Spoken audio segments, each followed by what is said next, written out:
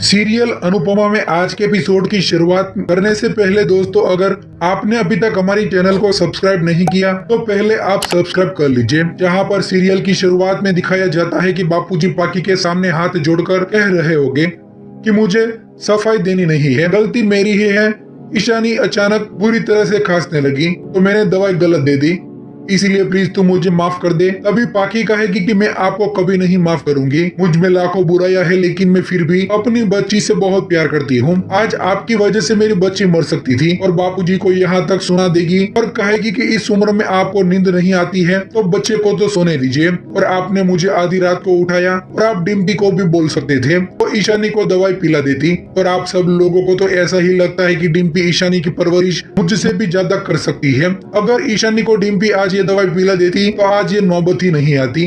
तो वहीं वनराज पाकी को बोलेगा कि तेरा गुस्सा सही है और मैं मानता हूँ कि बापूजी से गलती हो गई, लेकिन इसका मतलब ये नहीं कि तू बापूजी का अपमान करे। तो बापूजी आप लोग बीच में भी मत पड़िए, इन लोगों को जो भी करना है वो करने दीजिए। तो ये सुनकर वो दोनों भी चौंक जाएंगे। तभी अनुपमा कहेगी कि आज जो कुछ भी हुआ वो गलत हुआ, लेकिन अभी जो हो रहा है वो भी सही नहीं है, और ये लड़की कब से बड़ों के सामने बोल रही है और आप इन्हें सह दिए जा रहे हैं, और ऊपर से खुद भी ऐसी बातें कर रही है। और पाकी जब तू गलती करती है तब पूरा परिवार तुम्हें माफ भी कर देता है, और आज बापूजी से एक गलती क्या हो गई वो भी अनजाने में, तो तू बोल रही है तो बापूजी को जिंदगी भर माफ नहीं करेगी। तुझे 1000 गलती करने का हक है लेकिन एक गलती भी वो नहीं कर सकते। तभी वनराज कहेगा कि पाकी अब तू अपने बच्चे को खुद ध्यान रखेगी। और अनुपमा जोशी, आप पहले भी, मैं आपको 1000 बार आपको ये बात बोल चुका हूँ कि आज फिर से भी दोहरा रहा हूँ, आप मेरे परिवार के बीच में कभी नहीं पड़ेगी। बाद में सभी लोग जब चले जाते हैं तभी दिखाया जाएगा कि बाहर बापूजी बहुत ही ज्यादा गिल्टी की वजह से रोने लगेंगे, तो अनुपमा उसे संभालती हुई नजर आएगी। वहीं अनुपमा कान्हा जी को कह रही होगी कि आप ऐसा क्यों करते हैं, कोई भी बुजुर्ग की लाइफ में ऐसा दिन कभी मत लाना ताकि वो अपनी तुलना करके टेबल कुर्सी की तरह करें। ऐसा क्यों करते हैं कान्हा जी? कान्हा जी एक बात याद रखना, मेरे बापूजी के जीवन में सिर्फ खुशियां ही आनी चाहिए बल्कि दर्द नहीं। वहीं दिखाया जाएगा कि कमरे के अंदर बापूजी एक साथ कई सारी दवाइयां खाने लग जाएंगे, तभी वो उसे बाहर रोक लेगी और उसके हाथ में से वो दवाई नीचे फेंक देगी और रोने लग जाती है कि आप मुझे अकेले छोड़कर कैसे जा सकते, अगर हम मरेंगे तो दोनों साथ में मरेंगे।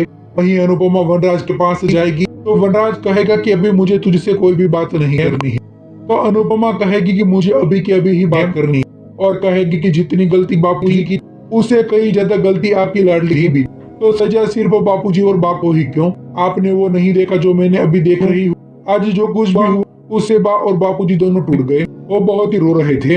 आप उनके पास जाइए, जरा बात कीजिए और उसे संभालिए। तभी वनराज कहेगा कि तुम्हें क्या लगता है मुझे मेरे बा और बाबूजी की बिल्कुल भी चिंता नहीं है? अगर तुम्हें इतनी ही चिंता होती तो तुम पिछले 5 साल से कहाँ थी और अचानक 5 साल के बाद यहाँ आकर चिंता जता रही हो, और मेरे बाप बापूजी को मैं देख लूंगा।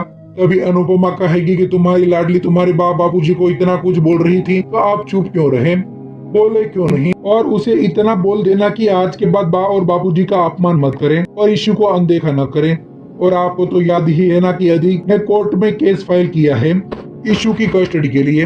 अगर उसने साबित कर दिया कि बाकी इशू का ध्यान नहीं रख पाती है तो कोर्ट उसे ही कस्टडी दे देंगे, फिर पहले ही आपकी नाती ही चली जाएगी। ये तो भगवान की कृपा है कि ईशानी बच गई, लेकिन बुजुर्ग माता पिता कब तक अपमान सहते रह जाएंगे। तभी आज का एपिसोड खत्म हो जाता है। तो दोस्तों, आप आने वाले एपिसोड को देखने के लिए कितनी ज्यादा एक्साइटेड हैं, आप हमें अपनी राय कमेंट करके जरूर बताइए।